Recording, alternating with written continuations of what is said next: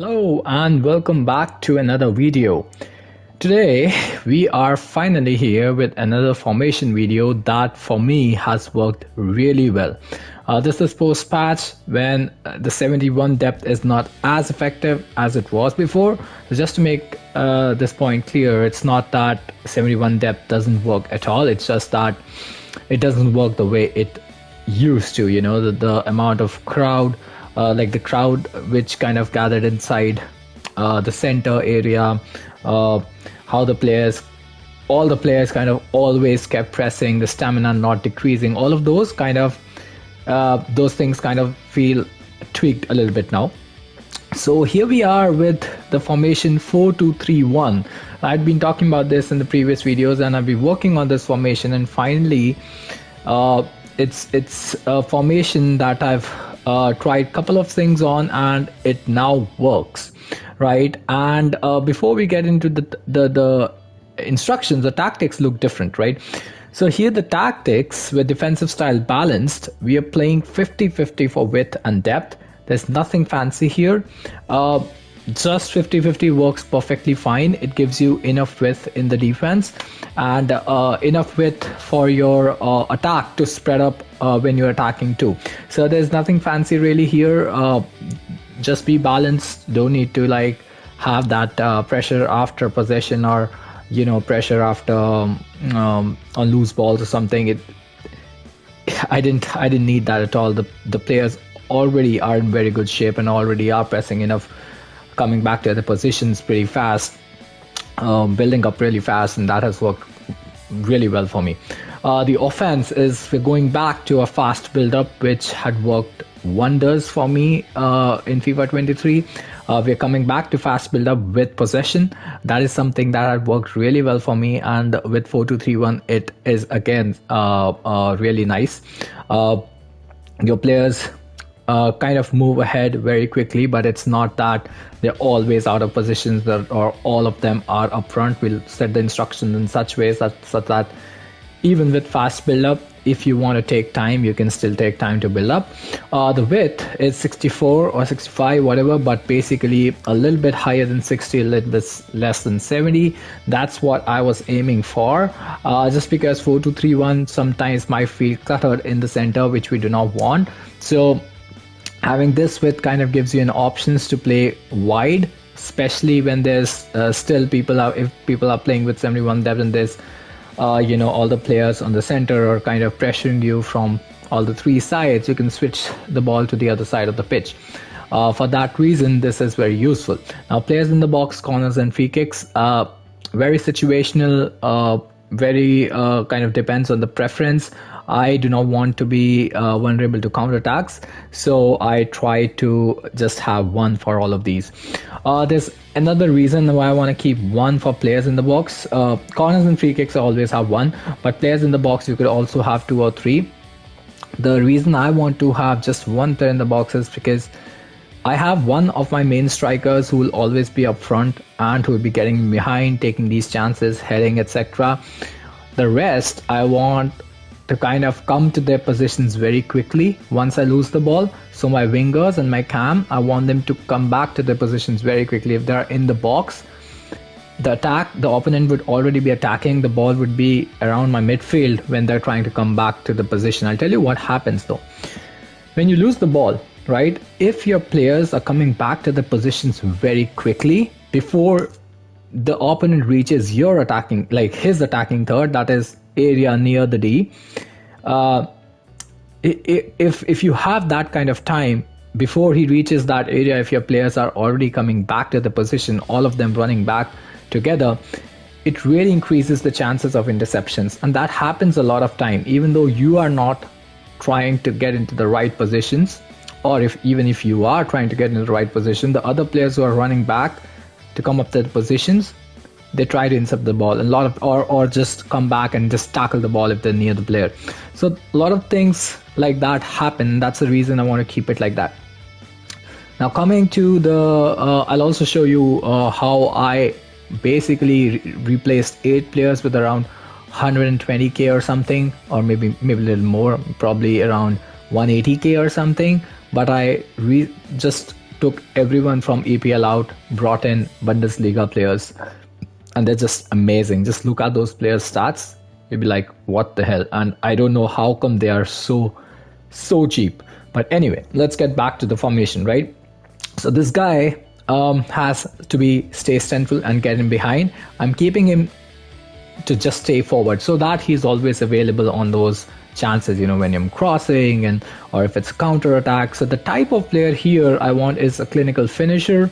I do not want him to be like, if he is a dribbler, he is a dribbler, but I want somebody, like Haaland, like this guy. I just saw this guy is like, I don't know, 15K. I was like, this is perfect for this kind of formation.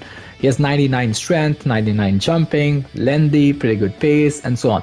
So that's the kind of player I'm looking for at that position. Now, keep in mind, we're putting him on aggressive interceptions. I think for all of my three kind of strikers, I have them on aggressive interceptions.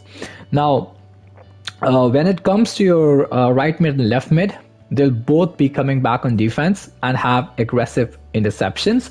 But support on crosses, they'll stay on the edge of the box for cross, right? I'm not putting this get into the box. They'll stay on the edge of the box, and for the same reason. One, they can move back to the position pretty quickly. Second, a lot of times your opponents kind of clear the ball, so they'll be there for some rebounds. Same thing for your left mid, come back on defense, aggressive interceptions, and stay on the edge of the box for cross. Positioning wise, you can have them on free roam if you like, but I do not want them to move away too much from this kind of position, because if they do, that area on the field would be completely empty, which I do not want. When it comes to your cam, I'm not calling him back, so he's on basic defense support. He has normal interceptions, and this guy is on free roam. Why? Because this guy often would come back near your defense or near your midfielders to provide you with that support, providing you a second passing option. It's very helpful because this guy is... So one thing is that because of that up and down movement, a lot of times you have to substitute this guy, right? The cam. Also the left mid, right mid. You'll see by the end, like 75th, 80th minute, these guys will be tired. And that's also because we're playing fast build-up. That increases your stamina drain, right? So coming back to your central defensive mid, both of them will be stay back while attacking, cut passing lanes, and cover center. We don't want them to cover wing because we already have left mid and right mid people coming back. So we're essentially defending in 4-4-2.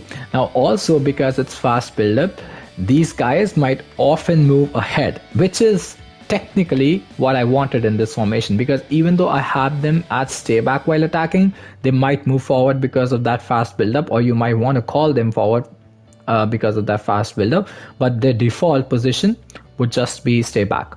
And for all the four, your fullbacks as well as center backs, they'll be stay back, but your fullbacks will be overlapping runs. So if at all they provide you support, it should be overlap.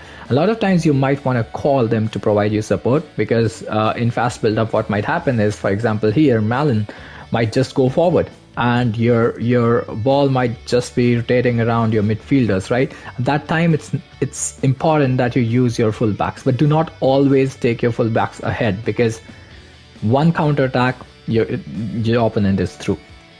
And do not put your central defensive midfielders on aggressive interception.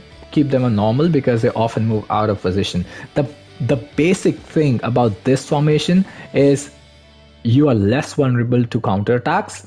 You have the way your players are spread, all the parts of the field are covered. We'll see that in the game too, and it provides you with that pressing. It feels like your players are pressing as well, right? But obviously, if your opponent is like a possession rat, you're not getting the ball, then no matter what you do, you have to just play pressing, change your tactics in game, right? But other than that, if it's normal gameplay, you're attacking, your opponent's attacking, you would feel that your players are still having that effect where it feels that they're pressing on the ball pretty quickly, they're trying to get back the ball very quickly.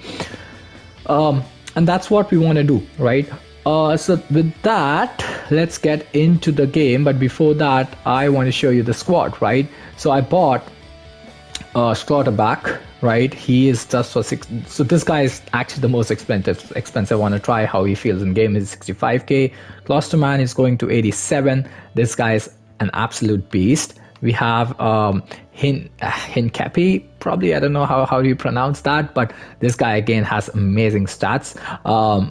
90 sprint speed, 84 acceleration by default, and then you have Simaken, who is also a beast. Like these guys have amazing stats. So what I'm going to do is I'm going to replace Hincapi with Simaken in game, so that this guy would play basically at the full back position because he has pretty decent dribbling, and this guy, because he has a little bit less space, so I want to play him on the center back where he'd be awesome. Then again, there's Goretzka. He's just almost I think, is he Gillet Gang by default? He is, right? Yes, I mean, Goretzka is another player. He's just amazing. One of the best central defensive midfielders. And then I have this guy who has, look at that, strength 99, heading accuracy 99, jumping 97. Fine dribbling, I don't really care about that. Shooting is pretty good, pace is pretty good for mostly lengthy player. And with that, let's dive into the game to have some clips. I'll also show you kind of one whole, a clip of the gameplay just to see how I'm attacking when I lose the ball, what happens and stuff like that. Other than that, we'll just have some clips to see different situations in the game.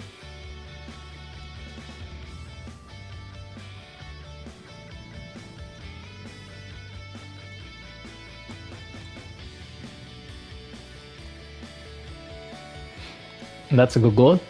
So you see how the players spread up for that possession, right? And I could pass pretty easily. And right now, because of that fast build-up, all right, we're good. So you see how the opponent is actually still using pretty high depth, right? But we do get openings here and there in between.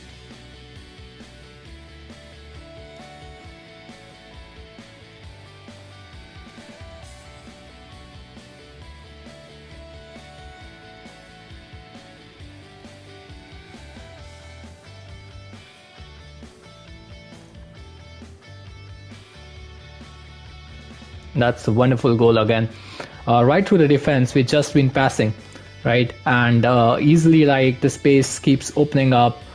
That is because of the possession, right? So players, even though with fast build-up, they're trying to keep close to each other for passing options.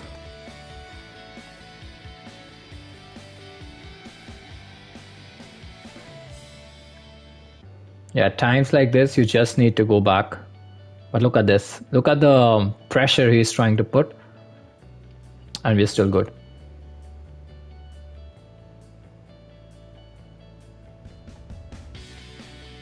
Bad pass by Simaken.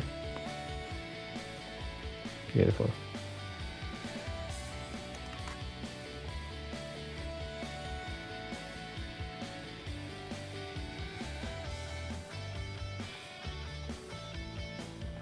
So you see how the players quickly move back to their position. That's what I was talking about. Because that's really necessary for them to, retrieve the ball back.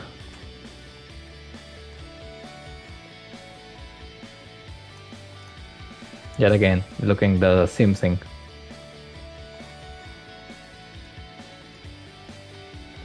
That was a good chance again.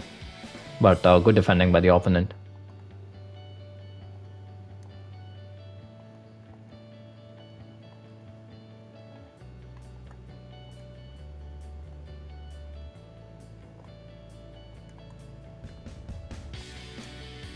So in that instance, you saw how our players kind of did the same move where it felt like they're all attacking the ball, right?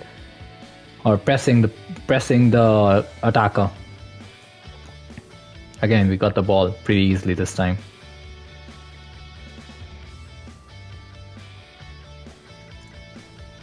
He moved the keeper and was bad shot, but good gameplay. Oh, what's happening?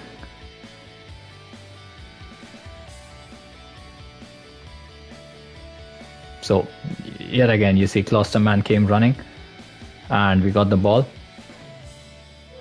You're seeing how many times I'm losing the ball and then kind of getting it back.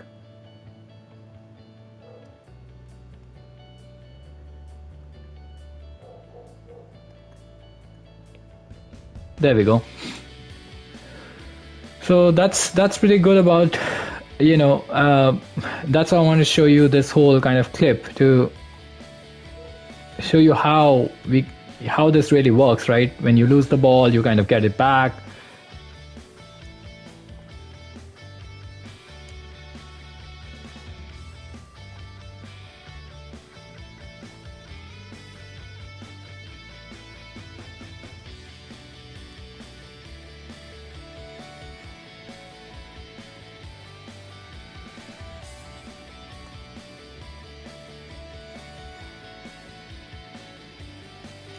What was that?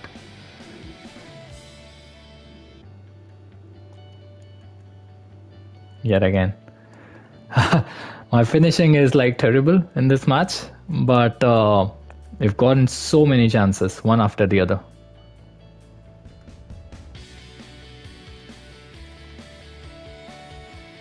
So see, right now Klosterman did come for that support that I was talking about earlier, right? I did not call him, but at times he will just show up because of that fast build up and possession that kind of helps your players to come closer.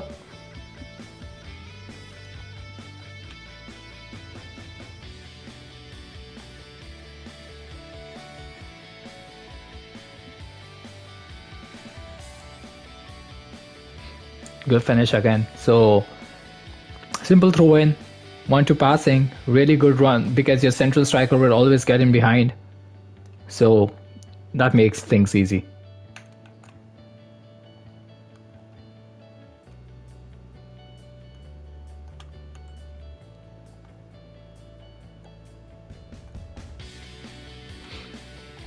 A goal.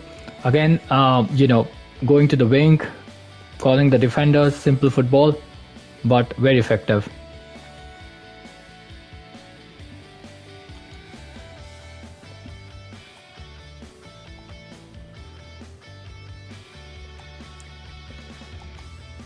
Simple goal.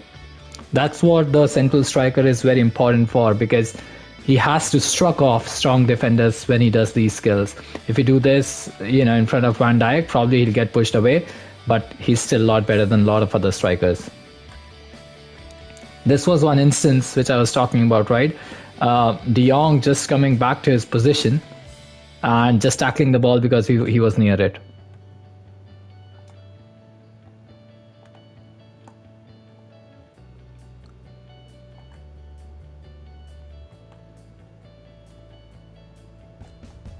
That's a pen.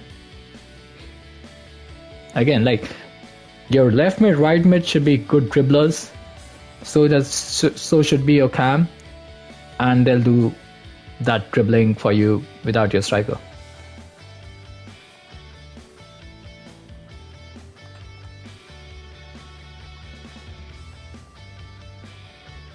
So we are not playing any, kind of pressing football, right? But you still see how nicely our players overcrowd the midfield when it's necessary, because those two players are always stay back while attacking, and rest players, because of that fast build up, as soon as they lose the ball, they come back to the positions very quickly.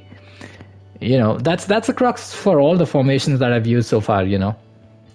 Alright guys, so that's about it. And this might not be the best formation, it might not work for you, but again, this is something that really works in games. So if you like my play style, for example, and you kind of play similar to that, or you do moves similar to that, this can really work for you. Because not even once, I don't know, in my gameplay, if you felt that or not, even with fast build-up, not even once we felt that we are vulnerable to counter-attack, at least in these 5 games that we played, right? So this works really well, even against pressure. If your opponent is anyway a possession rat, as I told you, This might be a little bit problematic, but again, it might work really well too. It just needs your adaptation, right? And with the player choices, again, for the CDMs and for the strikers, I suggest you should have strong players. They're really helpful. And for the defense, just have very good defenders who can run fast, and they're good at defending too. Not like just who's very fast but has 70 defending. He might not be very helpful, because you need players who can win headers, who can body players, who can take control of the ball if needed, who can dribble really well. And these players are really good. These 20k defenders from Bundesliga, they're performing really well. And that's about it, guys. Hopefully this formation works out for you. These tactics work out for you. Hopefully it lets you win more games. If it does, please like this video, please share and subscribe, and we'll see you sooner or later with another video. Goodbye and cheers.